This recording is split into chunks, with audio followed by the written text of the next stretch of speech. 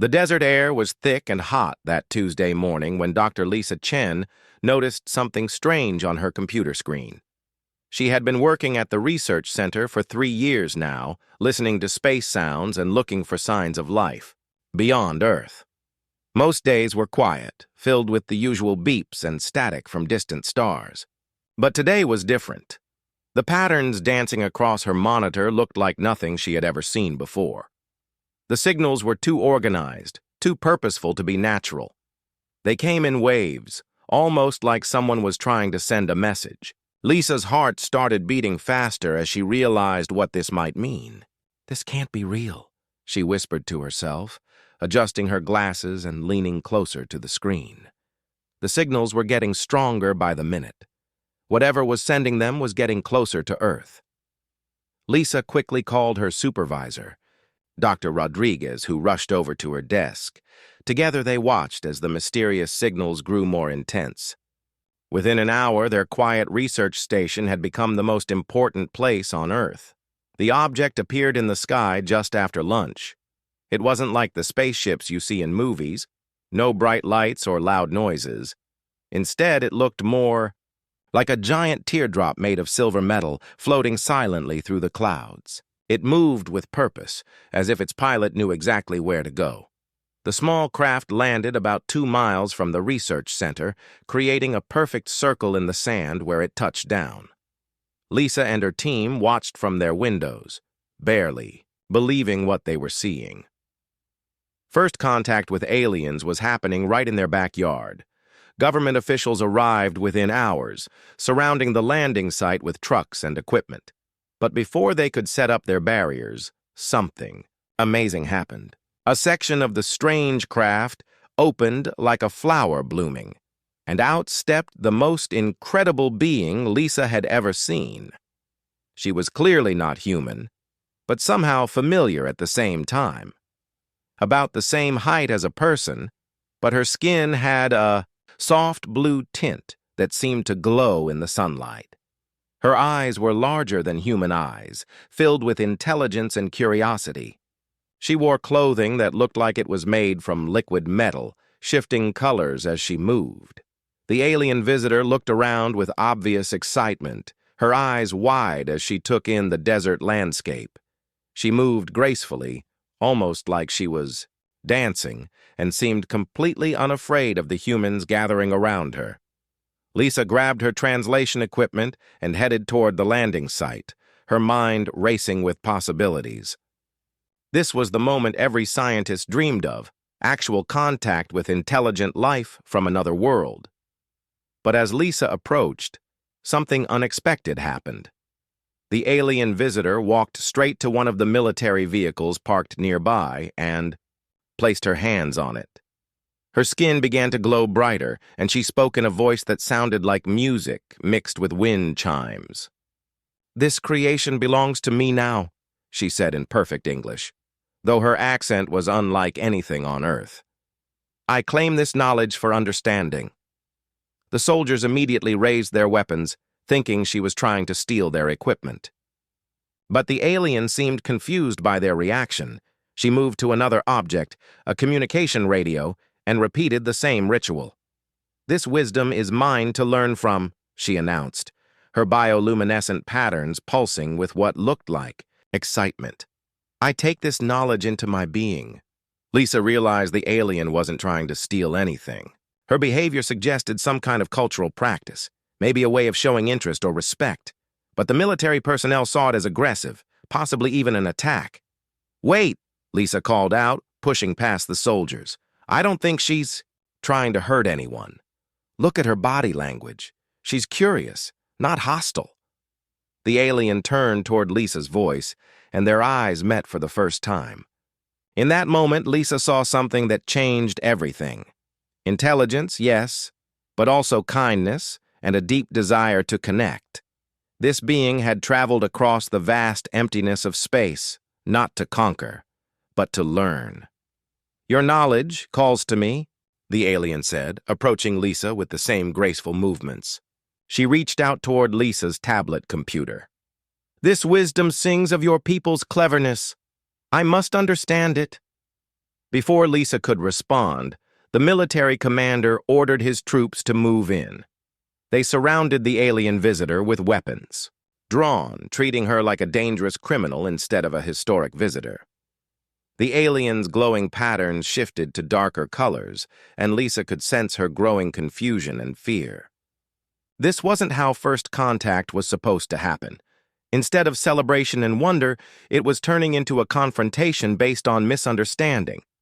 "Please," Lisa pleaded with the commander, "give me time to figure out what she's trying to communicate. She's not threatening us. She's trying to connect with us."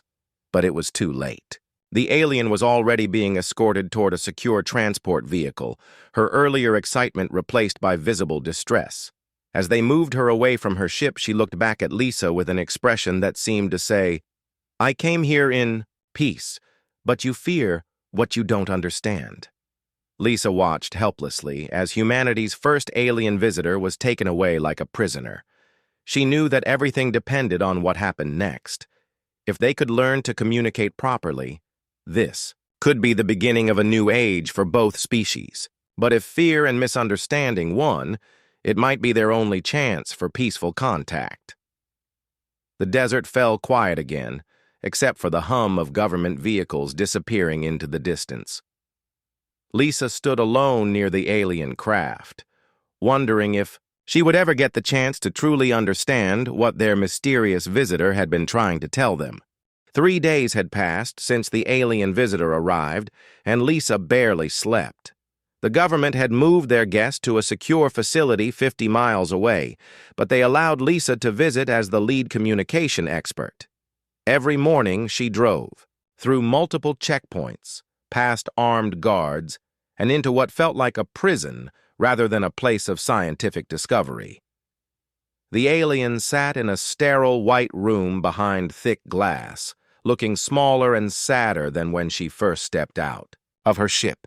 Her skin, which had glowed so beautifully in the desert sun, now seemed dull and gray.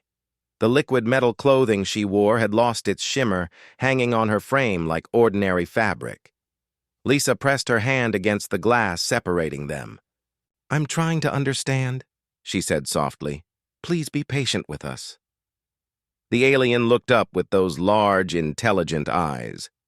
She stood and walked to the glass, placing her hand opposite Lisa's. For a moment, her skin flickered with its original blue glow, as if responding to Lisa's kindness. "Your knowledge barriers pain me," the alien said, her musical voice carrying sadness. "Why do you hide your wisdom behind walls of fear?" Lisa had been studying recordings of everything the alien said since her arrival. Every phrase seemed to revolve around claiming, taking, or possessing human creations and knowledge. To everyone else, it sounded threatening. But Lisa was beginning to suspect there was something deeper happening here. "Can you tell me your name?" Lisa asked, speaking slowly and clearly. The alien's bioluminescent patterns shifted to brighter colors, the first sign of happiness Lisa had seen from her in days. "I am called Zara, by sounds your voice can make. My true name is—" She made a complex series of tones and light patterns that Lisa's equipment couldn't fully capture. "Zara," Lisa repeated, and the alien's glow intensified with what looked like joy. "It's beautiful. I'm Lisa." "Lisa," Zara echoed, and somehow when she said it, the name sounded like music. "Your sound pattern brings warmth to my understanding." Behind Lisa, General Morrison watched through one-way glass with growing impatience. He had been pressuring Lisa for 3 days to extract military secrets from their prisoner, but Lisa refused to see Zara as an enemy. "She keeps talking about claiming our weapons, our technology," Morrison said through the intercom. "We need to know what her people are planning." Lisa turned away from Zara to address the general. "Sir, I don't think that's what she means at all. Every time she says those words, her biological responses suggest positive emotions, not aggression." Through the glass, Zara had moved to a corner of her cell where the guards had left a simple chair. She placed her hands on it and her skin began to glow with gentle pulses. "This creation speaks of your people's cleverness in shaping materials," she said, her voice filled with wonder. "I claim this knowledge of comfort and beauty." The guards tensed, thinking she might be trying to damage or steal the chair. But Zara simply stood there, her hands resting on the furniture with obvious reverence. She wasn't trying to take anything. She seemed to be appreciating it. Lisa watched Zara's behavior carefully, recording everything. The alien's body language showed no signs of aggression or theft. Instead, she looked like someone visiting a museum, admiring each display with genuine appreciation. "Zara," Lisa called through the intercom. "When you say you claim something, what does that mean to you?" Zara turned toward the sound of Lisa's voice, her patterns brightening again. "To claim is to honor," she explained, her tone suggesting, "This should be obvious. When I claim your creations, I show respect for your people's wisdom. I ask permission to learn from what you have made." Lisa felt her heart racing. This wasn't about theft or conquest at all. Zara was following some kind of cultural protocol that humans completely misunderstood. She was being polite according to her own customs, but to humans, it sounded like she was threatening to steal everything she saw. "In your world, how do people show respect for each other's work?" Lisa asked. Zara moved closer to the glass, her excitement growing. "We claim what we admire. We say this knowledge belongs to me, to show we value it enough to preserve it in our memories forever. It is the highest praise we can give." Lisa's mind reeled with the implications. Every time Zara had claimed something, she was actually complimenting human achievement. When she said, "This wisdom is mine," she meant, "This is so wonderful I want to remember it always." But the misunderstanding was making everything worse. Zara was getting sicker each day in the sterile facility. Her natural glow was fading, and she moved more slowly than when she first arrived. Lisa realized that Zara's biology wasn't suited for Earth's environment, especially not the artificial atmosphere of the secure facility. "Zara, are you feeling ill?"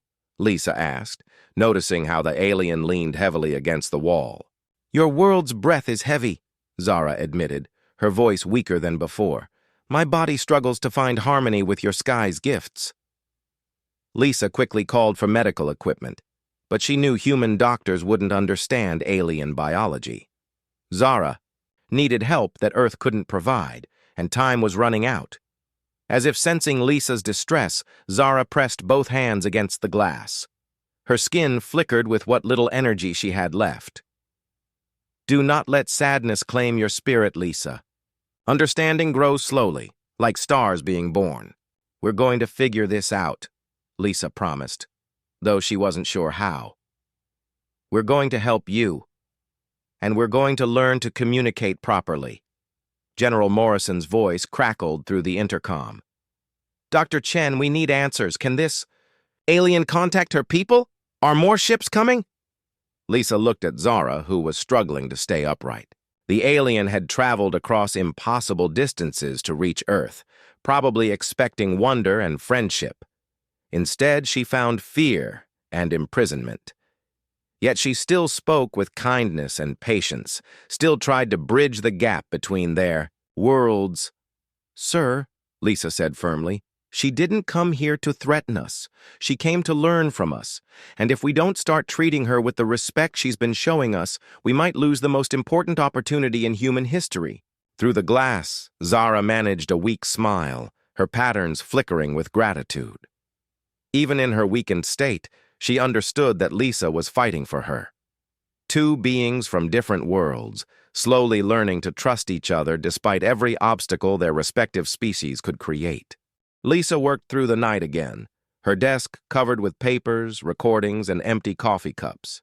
She had been analyzing every word Zara spoke, every light pattern that danced across her skin, every gesture she made. The breakthrough came. At 4 a.m, when Lisa finally understood the connection between Zara's words and her glowing patterns. When Zara said, "I claim this knowledge," her skin always showed the same sequence of colors. Deep blue flowing into bright gold, then settling into warm green. Lisa had seen the same pattern when Zara looked at flowers through the facility window, when she heard music playing softly in the hallways, and when children's laughter drifted in from outside. It was the same pattern humans might show when they smiled at something beautiful. Lisa rushed to the facility as soon as visiting hours began. She found Zara sitting quietly in the corner of her room, her glow so dim it was barely visible. The alien looked up when Lisa entered, and despite her obvious weakness, her patterns brightened slightly. "Good morning, my friend Lisa," Zara said, her musical voice barely above a whisper. "Zara, I think I understand now," Lisa said, pressing her hands against the glass with excitement. "When you claim something, you're not trying to take it away. You're saying it's beautiful. You're saying you love it." Zara's entire body suddenly blazed with light, brighter than Lisa had seen since the first day. The alien stood up, moving to the glass with renewed energy. "Yes, yes," she sang, her voice filled with joy. "You begin to hear the true meaning behind my words." Lisa called immediately for General Morrison and Dr. Rodriguez to join her. When they arrived, she played back recordings of Zara's conversations while showing them the analysis of her biological responses. "Look at this," Lisa explained, pointing to the data on her tablet. "Every time Zara claims something, her stress levels drop and her body produces what can only be described as happiness chemicals. She's not making threats. She's giving compliments." "Doctor." Rodriguez studied the data carefully. "So when she said she claimed our communication technology, she was saying she thought it was amazing," Lisa finished. She was impressed by human engineering. General Morrison still looked skeptical. "But she keeps talking about taking our knowledge, possessing our creations. How do we know this isn't some kind of trick?" Zara had been listening to their conversation through the intercom. Her patterns shifted to softer, sadder colors as she spoke. "General Morrison, I understand your fears. In my world, when we find something precious, we claim it not to remove it from its makers, but to carry its memory with us forever. It means we value it so much that we want to preserve it in our hearts." She moved to the small window in her room and pointed to the desert visible in the distance. "I claim the beauty of your golden sands. Does this mean I steal your desert? No.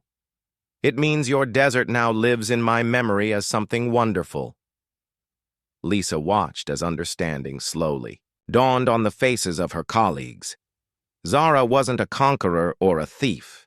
She was more like a tourist, visiting Earth and marveling at everything humans had accomplished. "Zara," Lisa asked gently, "why did you come to Earth?" The alien's patterns shifted to deep purple and silver. Colors Lisa had learned indicated serious, important thoughts. "My people have watched your world from far away for many seasons. We saw your lights growing brighter, your cities spreading like flowers across the land. We saw you reaching toward the stars with your flying machines." Zara's glow intensified as she continued. "The Council of Elders chose me to visit your world and learn about human creativity. We wanted to understand how one young species could accomplish so much in such a short time." "You came here to study us?" Dr. Rodriguez asked. "To learn from you," Zara corrected.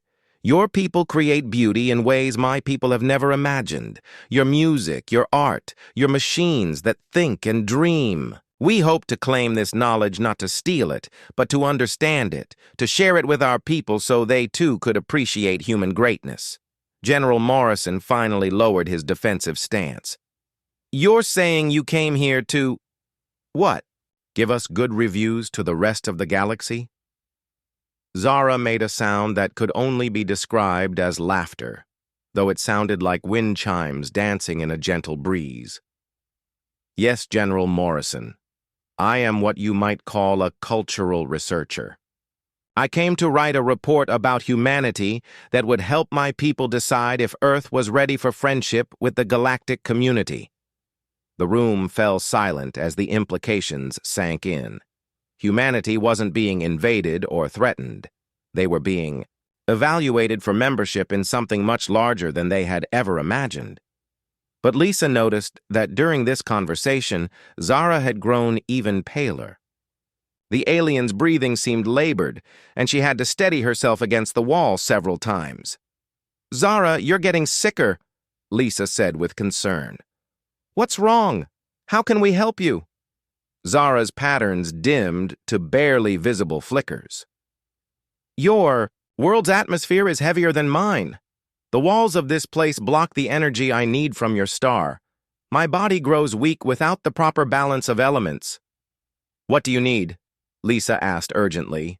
"I need to breathe the air outside, to feel your sun's warmth on my skin, to touch the earth of your world," Zara explained. "In this enclosed space, I am slowly fading away like a flower kept in darkness."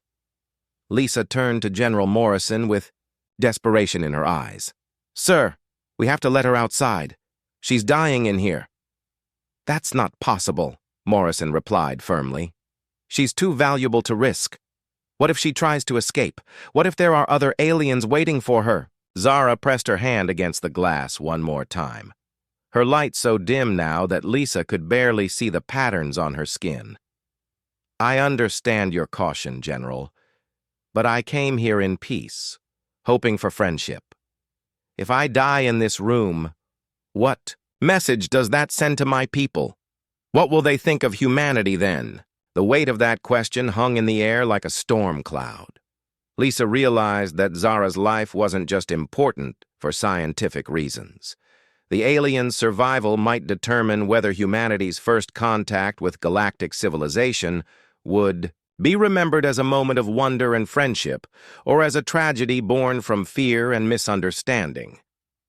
Time was running out, and the choice that would shape humanity's future lay entirely in their hands. The decision came from the highest levels of government after 3 tense days of debate. President Williams herself had reviewed Lisa's reports and made the call.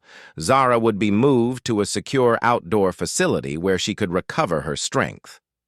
But the move came with conditions that made Lisa's stomach turn with worry. The new location was a fenced compound in the Nevada desert, surrounded by military personnel and surveillance equipment.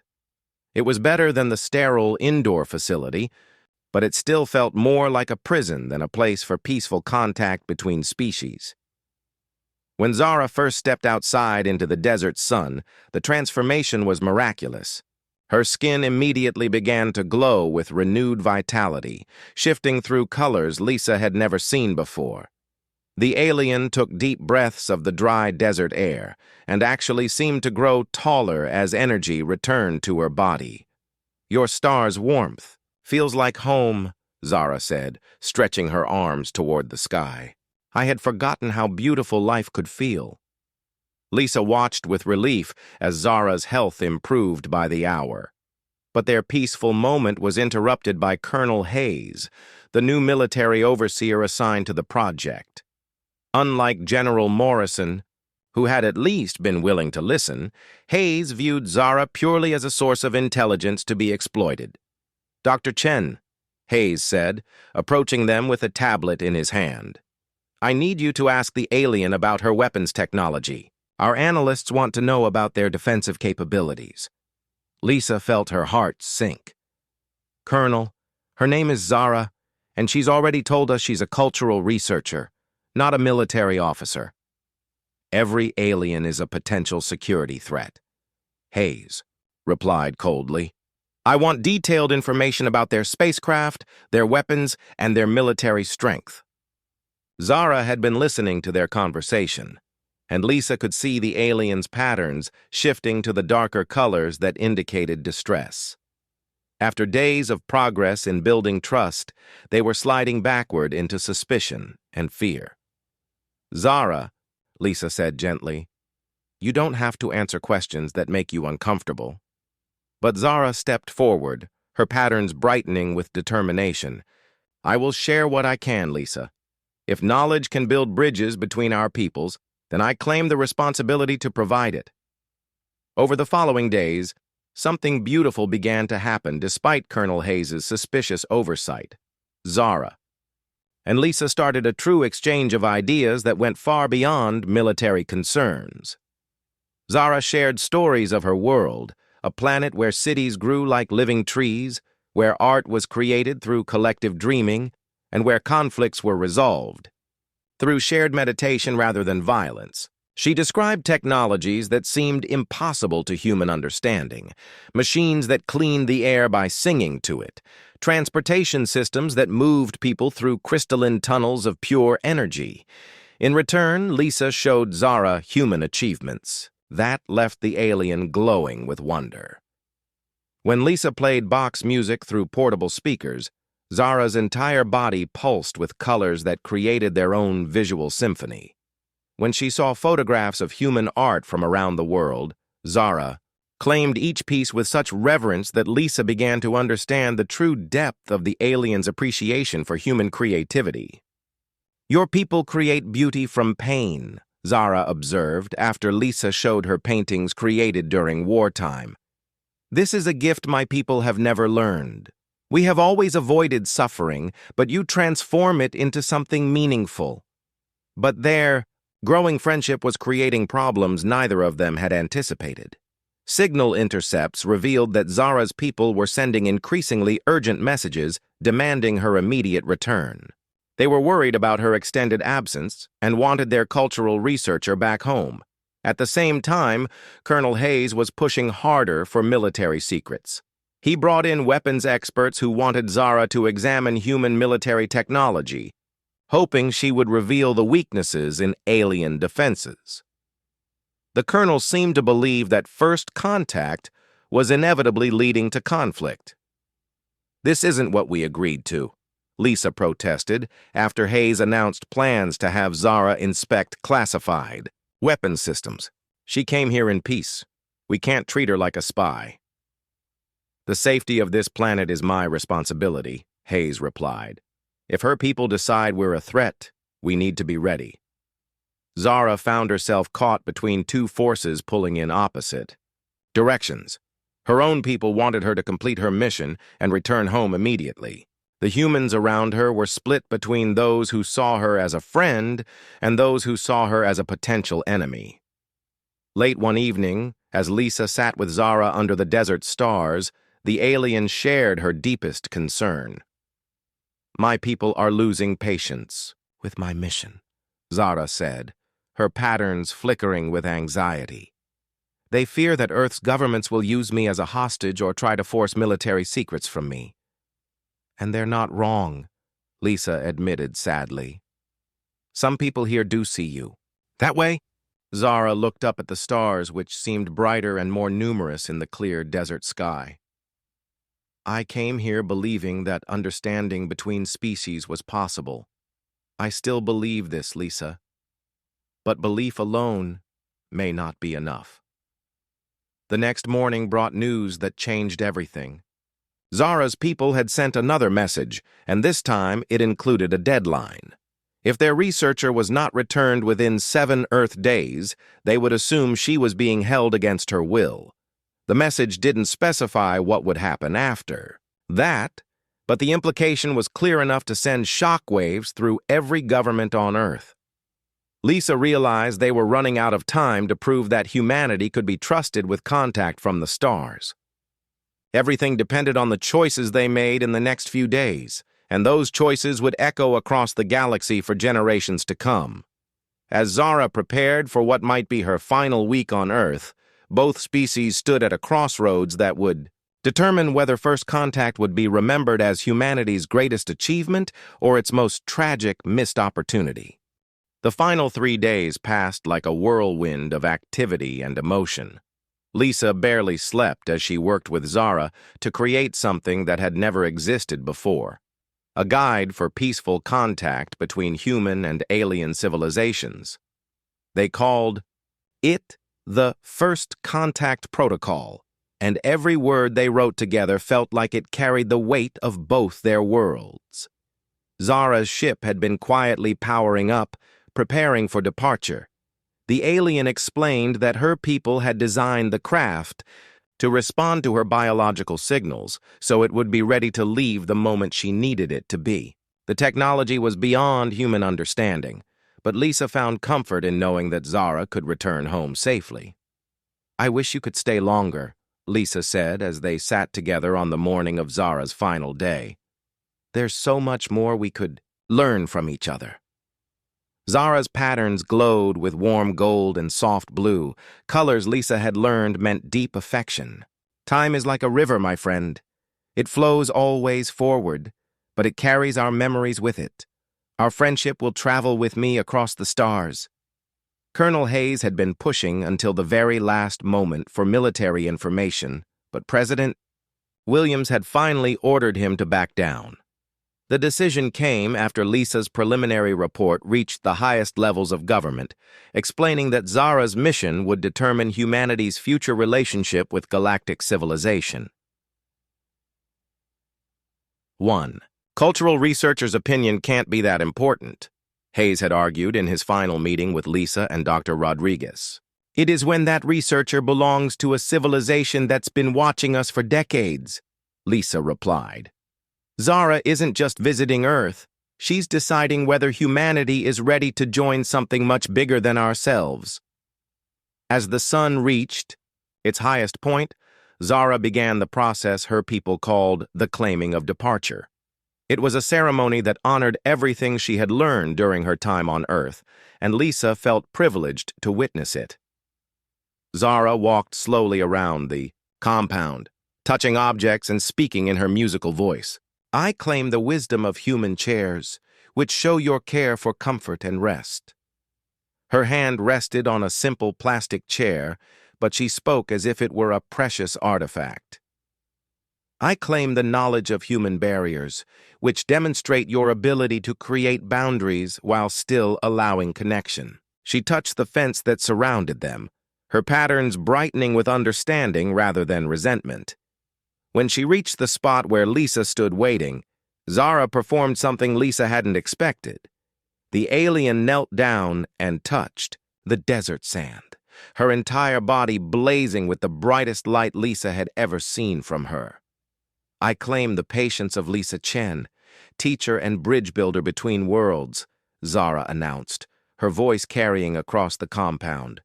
"I claim her courage in choosing understanding over fear, her wisdom in seeking truth over comfort." Lisa felt tears running down her face as she realized what was happening. This wasn't just a goodbye ceremony. Zara was officially declaring Lisa as Earth's first ambassador to the galactic community. "Zara," Lisa whispered, "I don't know if I'm ready for that kind of responsibility." The alien stood and placed her hands gently on Lisa's shoulders. Her touch was warm and somehow electric, and Lisa could swear she felt something like thoughts flowing between them.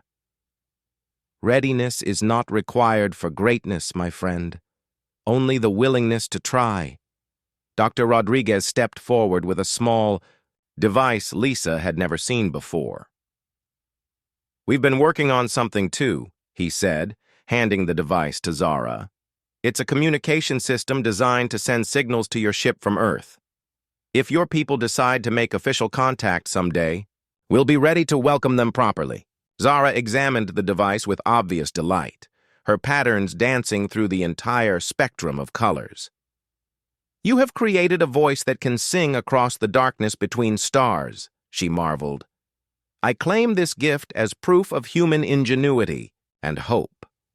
As afternoon turned to evening, Zara's ship began to glow with the same soft light that emanated from its pilot. The alien explained that her people's technology worked in harmony with their biology, responding to their emotions and intentions. "My ship knows I am ready to return home," Zara said, looking at the craft with affection. "But it also knows that part of my heart will always remain on Earth." Lisa walked with Zara toward the ship, their time together finally coming to an end. The alien moved with the same graceful steps she had shown on her first day, but now Lisa understood that every gesture carried meaning, Every movement was a form of communication. As they reached the spacecraft, Zara turned to face the small group of humans who had gathered to see her off. Colonel Hayes stood at attention despite his obvious frustration with how things had developed. Dr. Rodriguez held his tablet, still recording every moment for posterity, and Lisa stood at the center of it all, the unlikely bridge between two worlds. I came to Earth expecting to study a young species taking its first steps toward the stars, Zara announced, her voice carrying clearly in the desert air. Instead, I found teachers who showed me new ways to see beauty, new ways to find hope in the face of fear. Her patterns shifted to pure, brilliant white light that seemed to contain all colors at once. My report to the Council of Elders will recommend that humanity be welcomed into the galactic community not as students, but as partners. Your species has gifts that the galaxy needs. Zara's ship opened to reveal an interior that looked like it was grown rather than built, all flowing, curves and organic shapes that pulsed with gentle light. Before stepping inside, Zara performed one final claiming ceremony. I claim Lisa Chen as my sister across the stars, she declared, her light so bright it cast shadows in the afternoon sun. I claim the memory of humanity's kindness as my most treasured possession, and I claim the hope that our peoples will meet again in friendship and wonder. Lisa stepped forward and, following her heart rather than any protocol, reached out to embrace her alien friend. Zara's light enveloped them both, and for just a moment, Lisa felt like she could see the universe through Zara's eyes, vast and beautiful and full of civilizations waiting to welcome Earth home. As Zara's ship rose silently into the evening sky, Lisa stood in the desert with her colleagues and watched until the craft disappeared among the stars. The communication device Dr. Rodriguez had given to Zara was already receiving signals, faint but clear, carrying messages of friendship across the impossible distances of space. That night, Lisa began writing her official report about humanity's first contact with alien intelligence, but she knew the real story wasn't in government files or scientific papers. It was in the friendship between two beings who had learned to see past their differences and find the common ground that connected all intelligent life. The stars seemed brighter that night, and Lisa smiled as she realized that humanity was no longer alone in the universe. Somewhere among those lights, Zara was traveling home, carrying with her the story of a species that had chosen understanding over fear, friendship over conquest. Earth's future among the stars had begun.